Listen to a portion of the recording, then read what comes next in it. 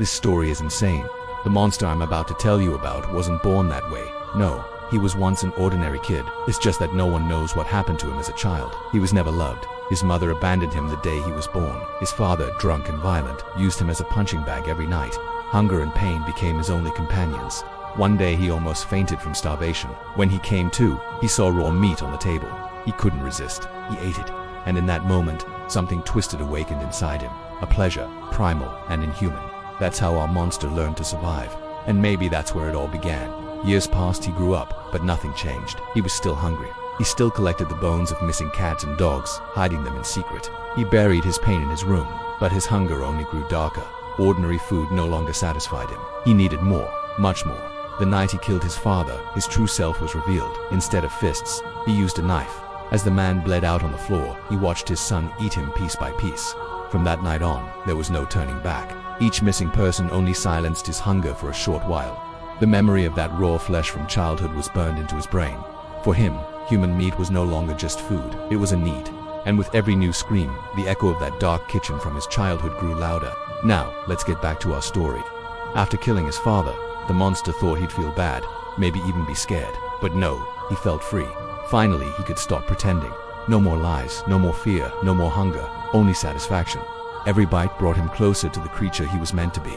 At first, the police suspected the father was still alive somewhere. They looked for him, questioned everyone, but they found nothing. Slowly, they began to think he was really dead. After all, why would a grown man abandon his own flesh and blood? And yet deep down, they knew something was wrong. There was something in those eyes, something inhuman, like he wasn't quite all there. But they couldn't prove it, so they closed the case and moved on to the next one. And our monster continued to live among us, hunting, killing, eating. It didn't take long for the next victim to appear. One day, a young woman disappeared. The monster felt his hunger stir. It was time to hunt again. He went out into the streets, walked past shops, restaurants, and homes, each step bringing him closer to his prey. He heard laughter, smelled flowers and food, and his hunger grew. It was a hunger not for these things, but for something deeper, something darker. The monster found his victim. She was sitting on a bench feeding the pigeons.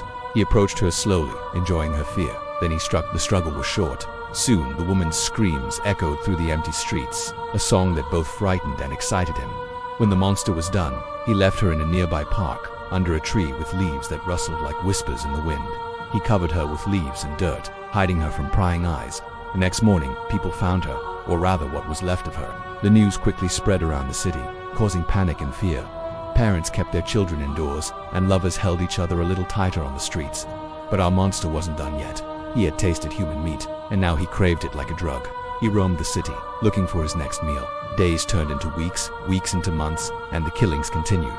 The monster lived among us, hidden in plain sight. The police were clueless. They couldn't connect the crimes, couldn't find the killer, and so the killings continued. But do you know what's scary?